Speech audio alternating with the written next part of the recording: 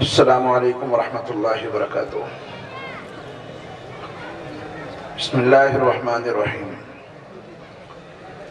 الحمد للہ الذی انزل علی عبده الكتاب ولم يجعل له عوجا واشهد ان لا اله الا الله وحده لا شريك له له الملك وله الحمد وأكبره تكبيرا، واشهد ان سيدنا ومولانا محمدا عبده ورسوله الذي أرسل إلى الناس كافة بشيرا ونذيرا، وصلى الله تعالى عليه وعلى آله وأصحابه وأزواجه وذرياته وبارك وسلم تسليما كثيرا كثيرا. أما بعد، فقد قال الله عز وجل في كتابه: أعوذ بالله من الشيطان الرجيم، بسم الله الرحمن الرحيم.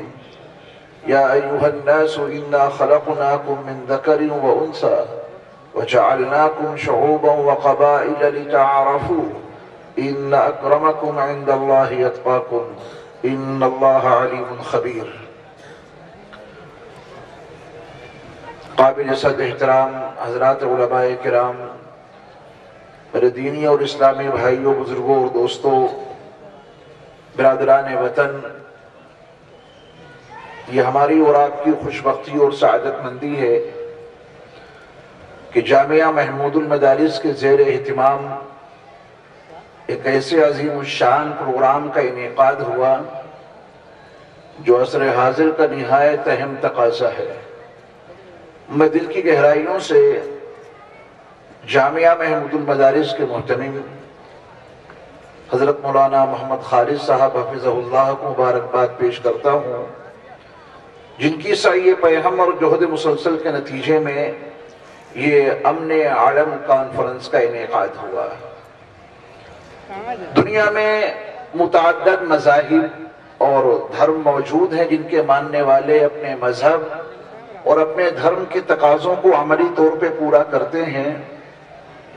متعدد مذاہب کے جھرمٹ میں ایک ایسا مذہب ہے جو اپنے نام سے اپنا تعارف کراتا ہے، اور وہ اسلام ہے،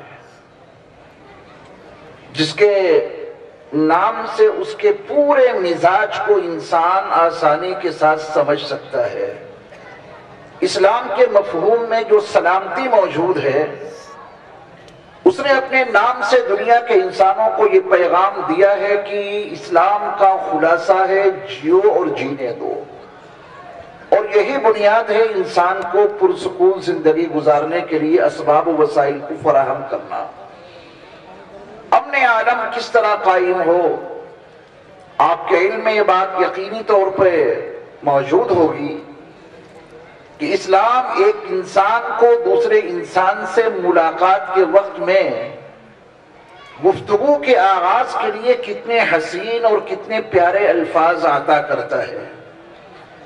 ایک ایسا شخص جس کو آپ نہیں جانتے، اس کے مزاج سے آپ ناآشنا ہیں اور وہ آپ کو نہیں جانتا، تو گفتگو کے آغاز کے لیے کون سے جملے استعمال کیے جائیں، اپنا اعتماد اپنے مخاطب کے دل اور دماغ میں کس طرح اتارا جائے، اور اپنا اعتماد دینے کے بعد دوسرے کا اعتماد کن الفاظ میں حاصل کیا جائے، اس کے لیے سلامتی والے مذہب نے السلام علیکم ورحمۃ اللہ وبرکاتہ کا ایک حسین جملہ عطا کیا ہے۔ پہلے سلام کرو، اپنی طرف سے اپنے مخاطب کو یہ اطمینان دلا دو کہ ہم تمہارے خلاف اپنے ذہن میں کوئی سازش تیار نہیں کر سکتے۔ آپ کے خلاف کسی مقام پہ اگر کوئی سازش تیار ہو رہی ہوگی تو ہم اس کے حصہ نہیں بن سکتے۔ ہماری دلی تمنا ہے کہ آپ سلامت رہیں، اللہ کی جانب سے سلامتی آپ پر نازل ہوتی رہے۔ آپ کی سلامتی کے ہم متمنی اور خواہاں ہیں۔ اپنے ان جذبات کا اظہار کرنے کے لیے اسلام نے ایک جامع جملہ عطا کیا، السلام علیکم کہہ کر اپنی جانب سے اپنے مخاطب کو سلامتی عطا کرو۔ مخاطب کو اس کا پابند بنایا گیا کہ جب ایک شخص نے آپ کو اپنی جانب سے امن اور سلامتی کا پیغام دے ہی دیا ہے تو تم بھی اس کی سلامتی کی خواہش ان الفاظ میں ظاہر کرو، وعلیکم السلام، تمہارے اوپر بھی سلامتی نازل ہو، جس طرح تم ہماری سلامتی کے خواہاں ہو اسی طرح ہم بھی تمہاری سلامتی کے متمنی ہیں، اور تمہیں اللہ تعالیٰ تمام بلاؤں، تمام مصیبتوں اور تمام پریشانیوں سے محفوظ رکھے۔ تو جس مذہب نے اپنے نام سے اپنا تعارف کرایا، اس مذہب کا پیغام سلامتی کا پیغام ہے۔ اس نے دنیا کے انسانوں کو 3 بنیادوں پر امن اور سلامتی کو عام کرنے کے لیے انسانوں کو پیغام دیا ہے، اور میں اس پیغام کو سرور کائنات صلی اللہ علیہ وسلم کے اس خطبے کے حوالے سے واضح کرنا چاہوں گا جب آپ علیہ السلام نے مینا کی سرزمین پر اپنے صحابہ سے کچھ سوالات کیے تھے۔ آپ جانتے ہیں کہ سوال انسان کے ذہن کو کشادہ کر دیتا ہے، سوال انسان کو اگلی بات کے سننے کے لیے آمادہ کر دیتا ہے۔ سوال کرنے کے بعد جو جواب دیا جاتا ہے وہ انسان کے دل اور دماغ کی گہرائیوں میں اترتا چلا جاتا ہے۔ اللہ کے نبی صلی اللہ علیہ وسلم نے اپنے صحابہ کو کچھ بتانا ہے، اپنے صحابہ کو ایک پیغام دینا ہے، اور وہ پیغام اتنا اہم ہے کہ آپ علیہ السلام نے اس بات کو بتا کر یہ فرمایا تھا کہ اس مقام پر جتنے حاضر ہیں اور اس مقام پر جتنے لوگ موجود ہیں ان کی ذمہ داری ہے کہ میرا یہ پیغام دنیا کے ان انسانوں تک پہنچا دے جو یہاں حاضر نہیں ہیں۔ لیکن وہ بات بتانے سے پہلے اللہ کے نبی صلی اللہ علیہ وسلم نے ان سے پوچھا ہے آج کون سا دن ہے، ان سے پوچھا ہے آج کون سی تاریخ ہے، ان سے معلوم کیا ہے کہ آج کون سا مہینہ ہے۔ آپ علیہ السلام نے ان سے یہ پوچھا ہے یہ کون سا مقام ہے۔ صحابہ اکرام رضوان اللہ تعالی علیہ مجمعین سرور کائنات صلی اللہ علیہ وسلم کے سوالوں کے جواب میں اللہ ورسولہ عالم کہہ کر کہ اللہ اس کا رسول زیادہ بہتر جانتے ہیں، آپ علیہ السلام نے ان کو ان تمام مقامات کی وضاحت کی۔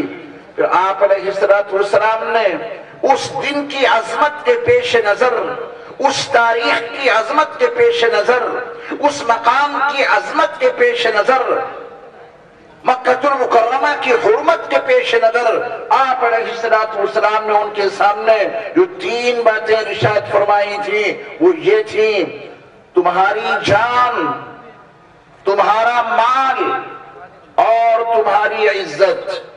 یہ 3 چیزیں اس قدر اہمیت کی حامل ہیں کہ فطری طور پہ انسان کو اپنی جان بڑی پیاری ہوتی ہے اور وہ اپنی جان کے تحفظ کے لیے ممکن وسائل اور اسباب ضرور اختیار کرتا ہے۔ انسان کو اپنے مال سے فطری طور پر محبت ہوتی ہے، اور انسان اپنی عزت اور آبرو کے تحفظ کے لیے کون سا وہ کام ہے جس کو کرنے کے لیے وہ تیار نہیں ہوتا۔ یہ انسان اپنی جان کا بھی تحفظ چاہتا ہے، یہ انسان اپنے مال کی بھی حفاظت چاہتا ہے، اور یہ انسان چاہتا ہے کہ اللہ کی بنائی ہوئی اس دھرتی پر وہ باعزت زندگی گزارے۔ یہ ہر انسان کا اپنا ذاتی اور فطری حق ہے۔ وہ انسان ظالم ہے جو کسی انسان کی زندگی کو چھین لے، وہ انسان یقیناً ظالم ہے جو کسی انسان کے مال کو ناجائز طریقے سے حاصل کر لے، اور اس انسان کے ظالم ہونے میں کوئی شک اور شبہ نہیں۔ جو انسان کسی انسان کو بے آبرو کر دے، اس کی عزت کو لوٹ لے، اس کی آبرو کے اوپر حملہ کر دے، کروڑوں درود و سلام ہوں اللہ کے اس آخری نبی صلی اللہ علیہ وسلم پر کہ جن سے بہتر شخصیت پر آج تک سورج طلوع نہیں ہوا، جن سے حسین مکھڑا ابتدائے آفرینش سے آج تک چاند کی ضیاء پاش کرنوں نے نہیں دیکھا۔ انہوں نے انسانوں کو انسانیت کے حقوق عطا کیے، انہوں نے بتایا کہ ایک انسان کا مقام اور مرتبہ کیا ہے، ایک انسان کی جان کا تحفظ کتنا اہم ہے، ایک انسان کے مال کی حفاظت کتنی ضروری ہے اور ایک انسان کے آبرو کی حفاظت اور اس کا احترام کتنا لازم ہے، آپ علیہ السلام نے ان تینوں چیزوں کو بڑی اہمیت کے ساتھ اجاگر کیا ہے۔ اسلام کا پیغام ہے کہ دنیا کے کسی انسان کی جان لینے کا کسی انسان کو کوئی حق نہیں ہے۔ انسان تو انسان رہے، کسی بھی جانور کی جان لینے کا کسی انسان کو کوئی حق حاصل نہیں ہے، الا یہ کہ اللہ کی جانب سے کوئی اجازت مل جائے۔ یہ جان انسان کی نہیں، اللہ کی عطا کی ہوئی ہے۔ اگر موت اور زندگی کے فلسفے کو قرآن کے حوالے سے اجاگر کیا جائے تو آپ دنگ رہ جائیں گے۔ الذی خلق الموت والحیاة، ہمارا اللہ وہ ہے جس نے موت کو پیدا کیا اور جس نے زندگی کو بنایا ہے۔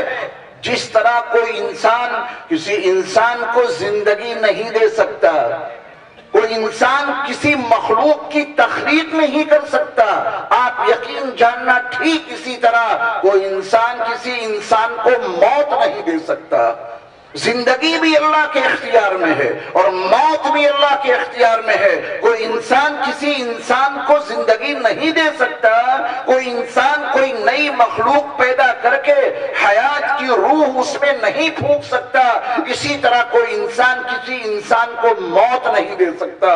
قتل ایک الگ میٹر ہے، موت ایک الگ موضوع ہے۔ قرآن نے بتایا کہ کوئی انسان کسی انسان کو قتل نہیں کر سکتا۔ کیوں نہیں کر سکتا؟ صرف اس وجہ سے کہ یہ زندگی ہمارے اللہ کی بنائی ہوئی ہے اور کسی انسان کو اختیار نہیں ہے کہ وہ کسی انسان کی زندگی کو چھینے۔ کسی انسان کو یہ اختیار نہیں ہے۔ یہ میں دھرم اور مذہب کی بات نہیں کر رہا، یہ انسانی حقوق پر گفتگو کر رہا ہوں۔ اسلام نے انسانی حقوق میں انسان کی زندگی کی اہمیت کیا بتائی ہے، ایک انسان کے دم اور اس کے خون کی عظمت کو اسلام نے کس طرح اجاگر کیا ہے۔ مسئلہ دھرم اور مذہب کا نہیں، اس وقت جو مسئلہ قرآن کے حوالے سے میں آپ کی خدمت میں پیش کر رہا ہوں وہ ہے کہ انسان کی جان، ایک انسان کی جان کیا کوئی انسان لے سکتا ہے؟ اللہ کے نبی صلی اللہ علیہ وسلم نے فرمایا ہے کہ جو شخص کسی انسان کو ناحق طریقے سے قتل کرے اللہ اس سے کتنا ناراض ہوتا ہے، کتنا ناراض ہوتا ہے کہ اس کے لیے ہمیشہ ابدی طور پر جہنم میں ڈالے جانے کا فیصلہ اللہ سنا دے گا۔ انسانوں کو یہ پیغام دیا کوئی انسان کسی انسان کی جان نہیں لے سکتا۔ انسان کی جان کتنی محترم، جتنا اللہ کا شہر مکہ المکرمہ محترم ہے، جس قدر بلد الامین کا احترام تمہارے قلوب میں ہے، اسی طرح ایک انسان کی جان کا احترام بھی تمہیں کرنا ہوگا۔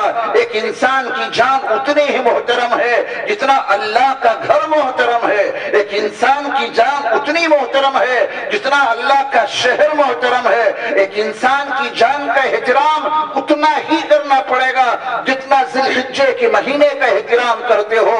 ایک انسان کی جان کا احترام اسی طرح کرنا ہوگا جس طرح مینا، عرفات، مزدلفہ اور مشاعر مقدسہ کا احترام کرتے ہو۔ یہ ہے اسلام کی وہ تعلیم جس کے ذریعہ سے ایک ملک میں نہیں، ایک بر اعظم میں نہیں، کائنات کے چپے چپے میں، کائنات کے گوشے گوشے میں وہ امن قائم ہو جائے گا جو دنیا کے کسی مفکر کے حوالوں سے اور دنیا کے کسی مدبر کی تدبیر کے حوالے سے امن قائم نہیں ہو سکتا۔ لازم اور ضروری ہے ایک انسان کی جان کا احترام کیا جائے، اور جان ہی نہیں، اس جان کو بچانے کے لیے اسباب و وسائل کے بندھن میں بندھی اس دنیا میں مال کی بڑی اہمیت ہے۔ آپ پورے قرآن کا مطالعہ کریں، ہمارے اللہ نے دو چیزوں کے لیے لفظ قیام استعمال کیا ہے جس کے سہارے انسانیت کا وجود قائم ہے، جس کے سہارے انسان اپنی زندگی گزار رہے ہیں۔ لفظ قیام صرف دو چیزوں کے لیے قرآن میں مستعمل ہے، ایک تو بیت اللہ، جب تک اللہ کا گھر قائم رہے گا اس روئے زمین پر انسان آباد رہیں گے، اور پھر اللہ نے مال کو بھی قیام بتایا ہے۔ اس مال کے ذریعے سے اسباب و وسائل کے بندھن میں بندھی اس دنیا میں انسان کی ضروریات پوری ہوتی رہیں گی۔ مال نہ ہو تو انسانی زندگی کے تانے بانے بکھر جائیں، مال نہ ہو تو انسان کو غذا کہاں سے فراہم ہو، مال نہ ہو تو انسان کو پینے کے لیے پانی کہاں سے فراہم ہو، مال نہ ہو تو انسان کو اپنے تن بدن کو ڈھانکنے کے لیے کپڑے کہاں سے فراہم ہو، مال نہ ہو تو انسانی زندگی کی ناؤ کیسے چلے گی۔ مال کو قرآن نے انسانوں کے قیام کا ذریعہ بتایا ہے۔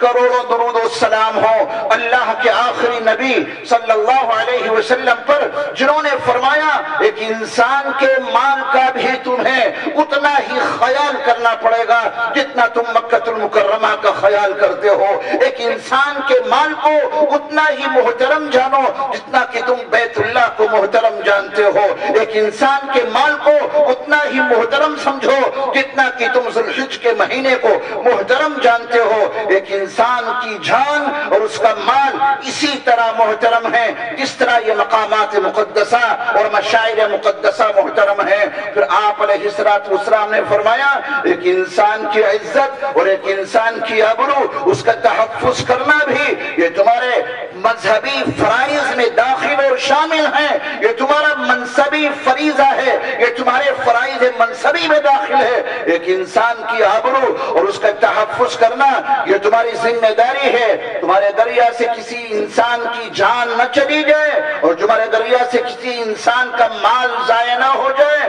اور تمہارے دریا سے کسی انسان کی آبرو پہ بٹا نہ لگ جائے۔ آپ علیہ السلام نے یہ پیغام صرف لفظوں سے نہیں دیا، عملی طور پر آپ علیہ السلام نے ایسا کچھ کر کے دکھایا۔ سن 8 ہجری میں مکہ المکرمہ فتح ہو رہا ہے۔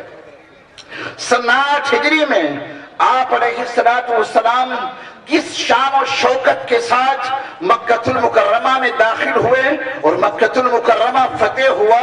آپ علیہ السلام اپنے اونٹنی سے عوالی کی جانب سے معلات کی جانب سے داخل ہوئے۔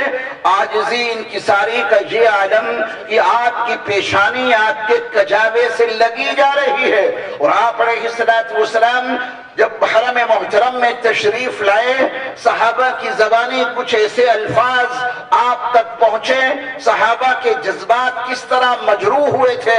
اس 13 سالہ مکی زندگی میں بلال حبشی کو سلگتے ہوئے ریت پر اور تپتے ہوئے ذرات پہ ڈالا جاتا تھا، اور دوپہر میں ان کے سینے پر ایک بڑا بھاری پتھر رکھ دیا جاتا تھا، اور اس مقام کی سرزمین یہ دعا کرتی تھی کاش اپنی اس تمنا کا اظہار کرتی تھی وہ زمین، کاش طوفان نوح کا کچھ پانی میں اپنی چھاتی پر روک لیتی کہ حضرت محمد صلی اللہ علیہ وسلم کا یہ عاشق میرے اوپر میری چھاتی کے اوپر اس طرح نہ تڑپتا۔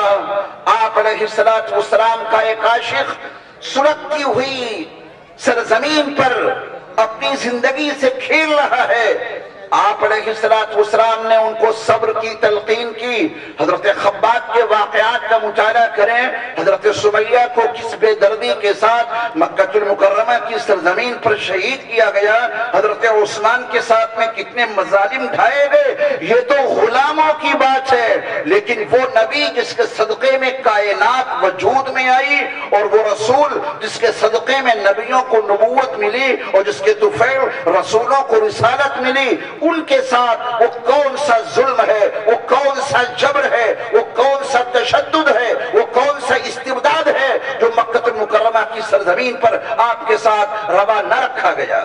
آپ علیہ السلام کی راہوں میں کانٹے بچھائے گئے، آپ علیہ السلام جا رہے ہیں، آپ کے اوپر کوڑا ڈالا گیا، اور آپ کے گھر میں پکتے ہوئے کھانے پر غلاظتیں پھینکی گئیں، اور آپ علیہ السلام کی گردن میں چادر کا پھندا ڈال کے کھینچا گیا کہ میرے مصطفیٰ کی آنکھیں ٹن گئیں۔ اور جب آپ علیہ السلام بیت اللہ میں داخل ہونے کا ارادہ فرما رہے ہیں تو عثمان بن طلحہ جو کلید بردار کعبہ ہیں، انہوں نے ہاتھ لگاتے ہوئے کہا کہ محمد سب لوگ اندر جا سکتے ہیں مگر آپ نہیں، کوئی احتجاج نہیں، کوئی زیادتی نہیں، عثمان بن طلحہ کے ہاتھ کو آپ نے دھکا بھی نہیں دیا، صرف فرمایا تھا کہ عثمان اس وقت کیا ہوگا جب بیت اللہ کی چابی میرے ہاتھ میں آئے گی اور آپ علیہ السلام نیچے اتر آئے۔ یہ 13 سالہ مکی زندگی کا جبر و استبداد، یہ 13 سالہ مکی زندگی کا تشدد اور ظلم یہ تمام صحابہ نے جھیلا ہے۔ فتح مکہ کے موقع پر کسی صحابی کی زبان پہ ایک جملہ آ گیا تھا، اليوم یوم الملحمہ، آج تو مار کاٹ کا دن ہے، ایک ایک سے بدلہ لیا جائے گا۔ مکی زندگی میں بہت ستایا، اب یہ مکہ ہمارے قبضے میں آیا ہے، ایک ایک سے بدلہ لیا جائے گا۔ سرور کائنات صلی اللہ علیہ وسلم پر جو ظلم اور جبر اور استبداد روا رکھا گیا اس کا پورا انتقام لیا جائے گا۔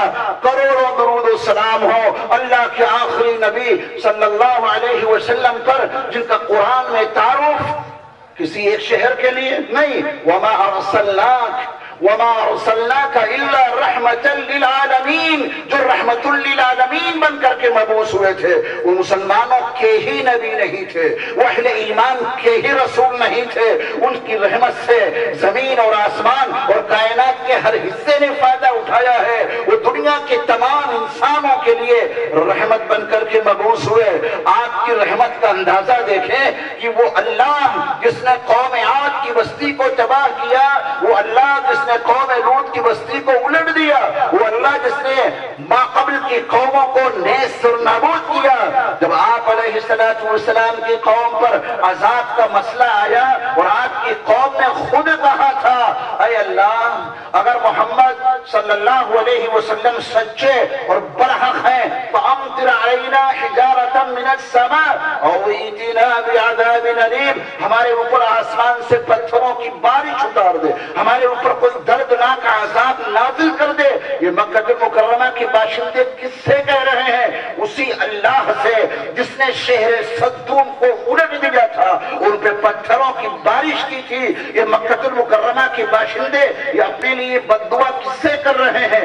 اسی اللہ سے جس نے قوم عاد کو اور قوم سمود کو تباہ و برباد کیا تھا۔ اس کی تباہی بربادی کو صبح و شام اپنے سفروں میں یہ دیکھا کرتے تھے۔ ہمارے اللہ نے کیا فرمایا؟ وَمَا كَانَ اللَّهُ لِيُعَذِّبَهُمْ وَأَنْتَ فِيهِمْ، میرے محبوب آپ ان کے درمیان موجود ہوں، میں ان کو عذاب نہیں دوں گا۔ یہ ہے وہ رحمت للعالمین صلی اللہ علیہ وسلم کی شان، جن کے صدقے میں آج ہم اور آپ بچے ہوئے ہیں۔ پوری انسانیت تک یہ پیغام پہنچا دو، ہمارے مذہب کا نام سیکھو، ہمارے مذہب کا نام ہے اسلام۔ اس سلامتی عطا کرتا ہے، لفظوں میں نہیں عملی طور پر مکہ المکرمہ فتح ہو رہا ہے، فتح ہو چکا ہے۔ آپ علیہ السلام مکہ المکرمہ میں داخل ہو چکے ہیں، حرم کے صحن میں آ چکے ہیں، پورا کنٹرول حاصل ہو چکا ہے۔ صحابہ کے ہاتھوں میں ننگی تلواریں ہیں اور ان کے جذبات بھی کسی کے بھڑک اٹھے، اس کی زبان پر ایک جملہ آ گیا، اليوم یوم الملحمہ، آج تو مار کاٹ کا دن ہے، پورا انتقام لیا جائے گا۔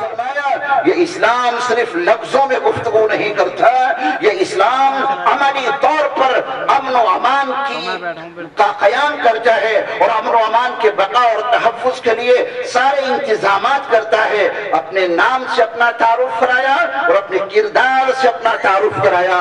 ایک انسان لا علمی میں آپ پہ ظلم کر رہا ہے، سرور کائنات صلی اللہ علیہ وسلم کے غلام ہونے کے ناطے ہماری اور آپ کی کیا ذمہ داری ہے؟ ایمان والو، ہمارے غیر مسلم بھائی وہ تو ہیں ہی ماشاءاللہ یہاں تشریف فرما ہے۔ میں اپنے ایمان والے بھائیوں کو ایمان کے حوالے سے اور اسلام کے حوالے سے اور سرور کائنات صلی اللہ علیہ وسلم کی سیرت مقدسہ کے حوالے سے صرف اتنا عرض کرنا چاہوں گا، اگر کوئی شخص لا علمی میں آپ پر ظلم اور استبداد اور جبر اور تشدد کرنے لگے تو اپنے نبی کی زندگی کے ان واقعات کو سامنے رکھنا کہ آپ علیہ السلام نے تو اپنے اوپر کوڑا ڈالنے والی خاتون کو جب پتا چلا کہ وہ بیمار ہے، اس کی مزاج پرسی کے لیے وہیں تشریف لے جاتے ہیں۔ کوڑا ڈالنے کی سکت اب اس کے ہاتھوں میں نہ رہی، اتنی کمزور ہو چکی ہے، اتنی ضعیف ہو چکی ہے۔ کنارے آ کر کوڑا بھی نہیں ڈال سکتی۔ اللہ کے نبی علیہ السلام اس کی مزاج پرسی کے لیے جاتے ہیں، یہ حوصلہ ہے تو پڑھو لا الہ الا اللہ محمد الرسول اللہ صلی اللہ علیہ وسلم۔ اس کے تقاضوں کو، اس کو عملی طور پہ اپنی زندگیوں میں برپا کریں اور اعلان کر دیں سب کے لیے سلامتی ہماری جانب سے ہے۔ ہم اسلام کے ماننے والے ہیں، ہمارے مذہب کا نام اسلام ہے، ہم سلامتی چاہتے ہیں۔ زندہ رہو، زندہ رہنے دو، جیو اور جینے دو۔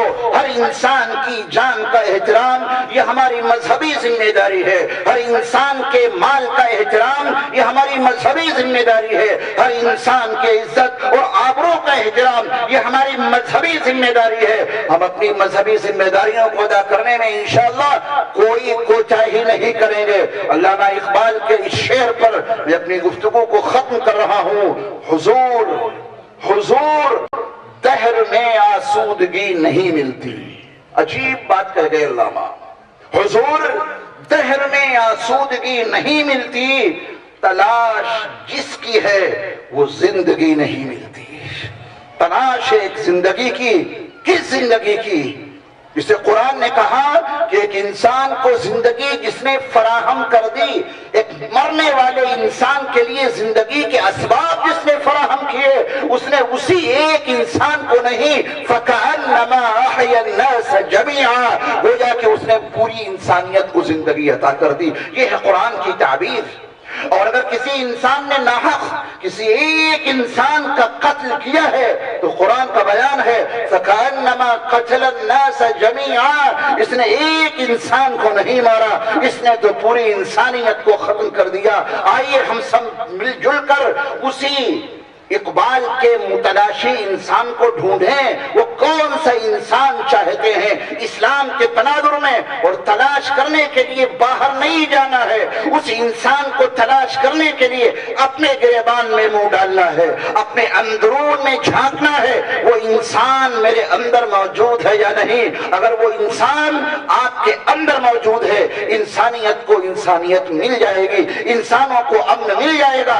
اور اگر وہ انسان اندر نہیں ہے، اندر ظالم کوئی شخص بیٹھا ہے جو انسانوں کا قتل کرنے کے لیے تیار، اپنے اندرون کوئی ایسا شخص موجود ہے جو لوگوں کے مالوں پر ناجائز نظر رکھتا ہے، اندر کوئی ایسا شخص موجود ہے جو انسانوں کی عزت اور آبرو کا کوئی خیال نہیں کرتا، تو اللہ کے اس دھرتی پر فساد کے علاوہ کچھ نہیں ہو سکتا۔